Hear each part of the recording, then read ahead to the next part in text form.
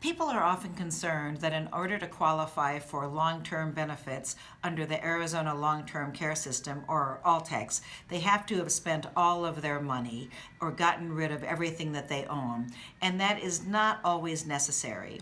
If someone is not married and they need to qualify for ALTCS, it is true that they cannot have cash assets that are worth more than about $2,000, but the person can still have their home and the personal property and furnishings and so forth in their home, and they can also have a vehicle.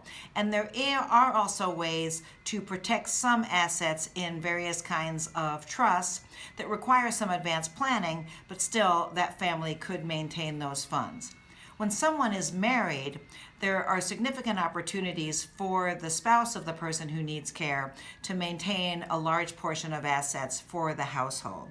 When someone is married, ALTCS will ask to see the list of what they call countable assets. So those are the cash type assets or stocks and those kinds of things. They ask to see the total amount, and then that spouse who does not need care is allowed to keep half of those countable assets up to a maximum of $127,000.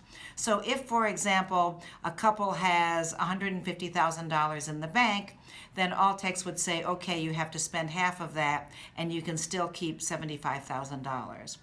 And when we think about the spend down, that does not necessarily mean those funds have to leave the household either. One main way to spend down, of course, is to pay for the person's care until ALTCS starts. But there are other options. For example, the house is not counted, and so if the couple has a mortgage on the house, they may take some of those funds and pay down the mortgage, and so those funds are really still in their household, but they've spent down the cash and are still then able to qualify for ALTCS without having spent all their money.